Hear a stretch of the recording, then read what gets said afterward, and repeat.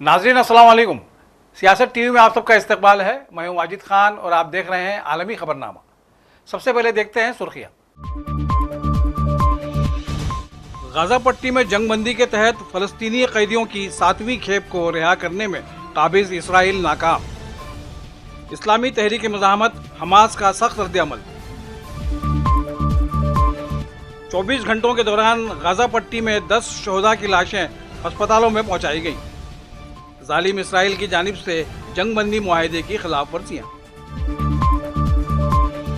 बरतानिया के वजीर आजम केयर स्टार्मर अगले हफ्ते डोनाल्ड ट्रंप के साथ करेंगे बातचीत। यूक्रेन की खुदमुख्तारी समेत दीगर उमूर पर होगा तबादला ख्याल।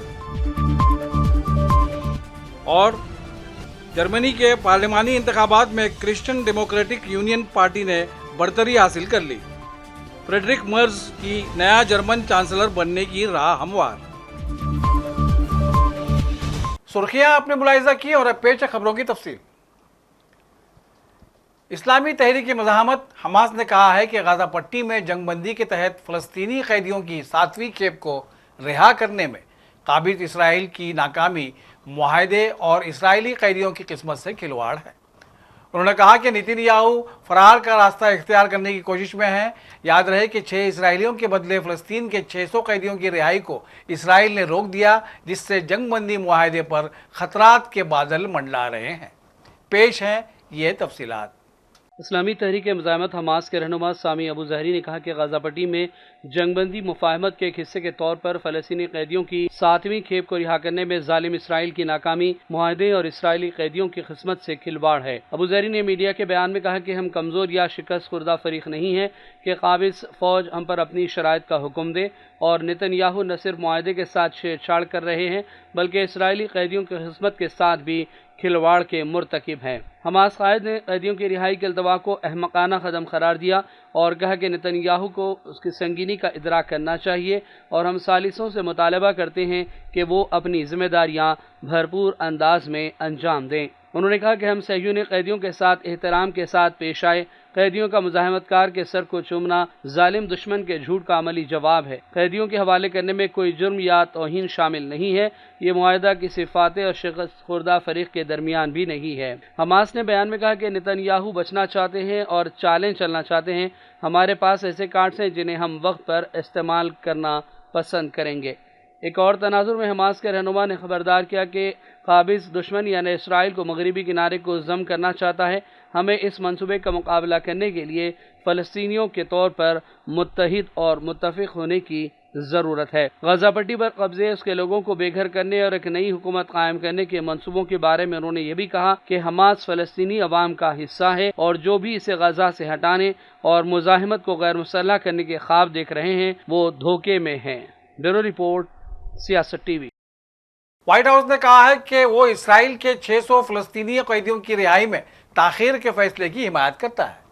व्हाइट हाउस ने इसकी वजह हमास की जानिब से इसराइल पर यरगमालियों के साथ वहशियाना सलूक को करार दिया है। नेशनल सिक्योरिटी काउंसिल के तर्जुमान ब्रायन होज ने एक बयान में कहा कि कैदियों की रिहाई में ताख़ीर फ़लस्तीनी मुसल्लह तंजीम की जानिब से किए गए सलूक के जवाब में मुनासिब रद्द-ए-अमल है। उन्होंने अमेरिकी सदर डोनाल्ड ट्रंप के हवाले से कहा कि वो इसराइल की हिमायत करने के लिए तैयार हैं, चाहे वो हमास के बारे में कोई भी इक़दाम करे। याद रहे कि हफ्ते को हमास ने इसराइल के 6 यरगमाली अफराद को रिहा कर दिया था। इसके बाद मज़ीद 3 अफराद को भी हमास ने रिहा किया।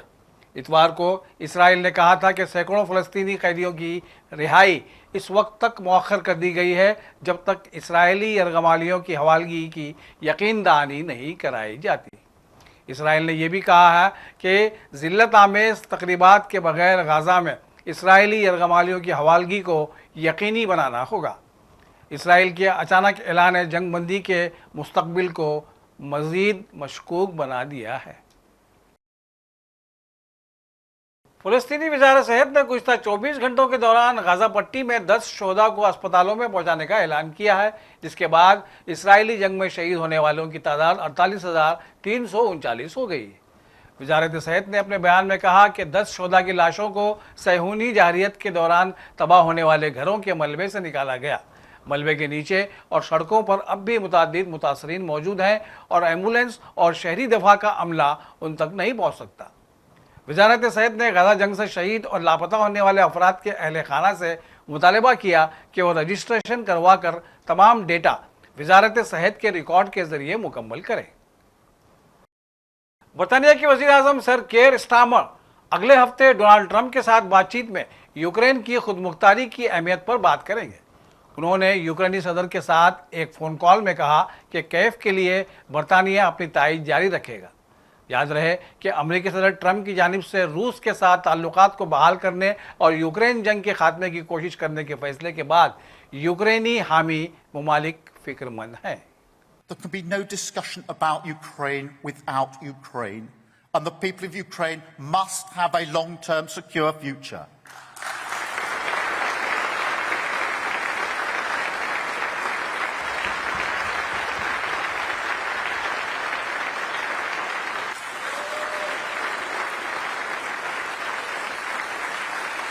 But as we enter a new phase in this conflict, we must now deepen our solidarity even further.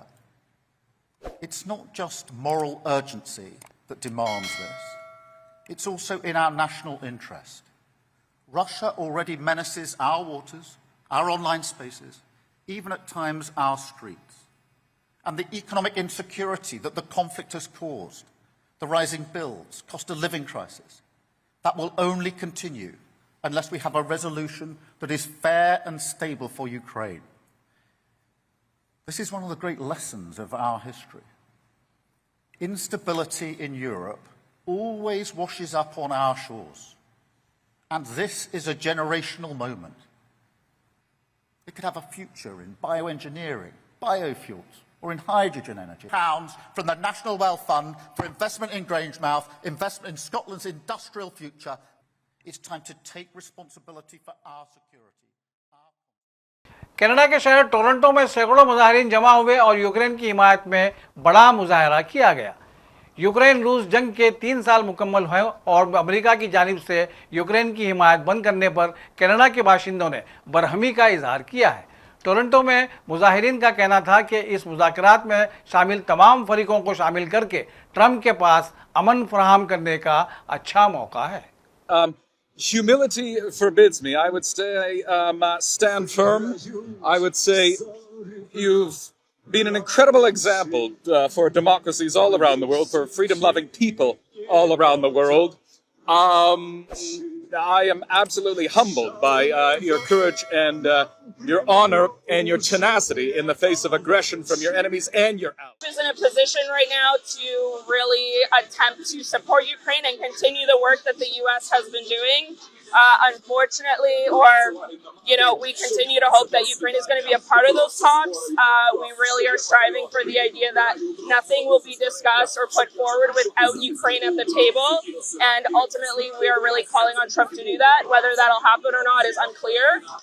But he really has a chance to be on the right side of history at this point.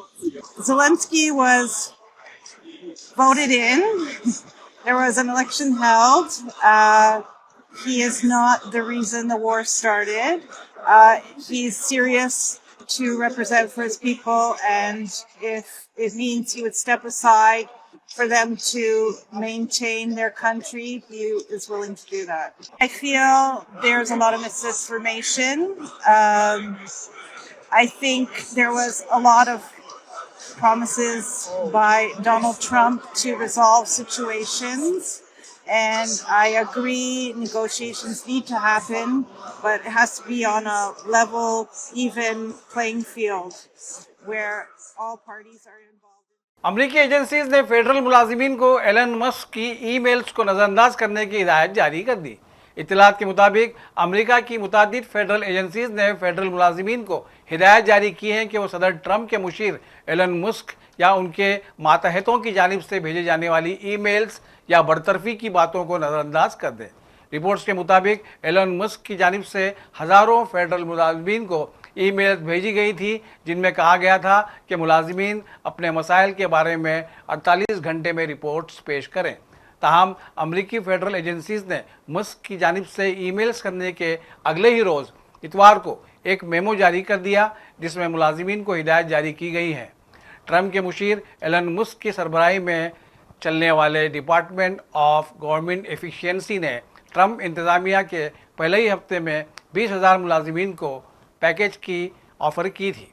Reports में बताया गया कि Elon Musk के इस अक़दाम के बाद Trump इंतज़ामिया ने FBI और महकमा ख़ारजा में फौरी अहम तैनातियाँ की, जिन्हें हिदायत की गई कि वो मुलाजिमीन को ईमेल जारी करें जिनमें अपनी चैन ऑफ कमांड के अलावा किसी भी ईमेल्स को नज़रअंदाज करने के अहकामात दिए। जर्मनी में कबल अज़ वक्त पार्लिमानी इंतखाबात में इंतहाई क़दामत पसंद जमात क्रिश्चियन डेमोक्रेटिक यूनियन यानी CDU ने बरतरी हासिल कर ली। एग्जिट पोल के मुताबिक फ्रेडरिक मर्ज की CDU को 28.5% वोट मिले हैं, जबकि इंतहाई दाएं बाजू की जमात मुतबादिल बराए जर्मनी या AFD को 20.8% वोट मिले और वो जर्मन डिपार्टमेंट की दूसरी बड़ी जमात बनकर सामने आई है। साबिक चांसलर ओलाफ शुल्स की जमात SPD को 16.4% वोट मिले। ओलाफ शुल्स ने शिकस्त तस्लीम कर ली है। इस दौरान CDU के रहनुमा फ्रेडरिक मर्ज की नया जर्मन चांसलर बनने की राह हमवार हो गई है। और आखिर में सुर्खियों पर एक और नज़र। गाजा पट्टी में जंगबंदी के तहत फलस्तीनी कैदियों की 7वीं खेप को रिहा करने में काबिज इसराइल नाकाम। इस्लामी तहरीक मुज़ाहमत हमास का सख्त रद्द-ए-अमल। 24 घंटों के दौरान गाजा पट्टी में 10 शोहदा की लाशें अस्पतालों में पहुंचाई गईं। जालिम इसराइल की जानिब से जंगबंदी मुआहदे की खिलाफ वर्जियाँ। बरतानिया के वज़ीर आज़म केयर स्टार्मर अगले हफ्ते डोनाल्ड ट्रंप के साथ करेंगे बातचीत। यूक्रेन की खुदमुख्तारी समेत दीगर उमूर पर होगा तबादला ख्याल। और जर्मनी के पार्लिमानी इंतखाबात में क्रिश्चियन डेमोक्रेटिक यूनियन पार्टी ने बरतरी हासिल कर ली। फ्रेडरिक मर्ज की नया जर्मन चांसलर बनने की राह हमवार। इसी के साथ आलमी खबरनामा यहीं अपने इख्तिताम को पहुंचता है। सियासत की पूरी टीम के साथ वाजिद खान को दीजिए इजाज़त। अल्लाह हाफिज़।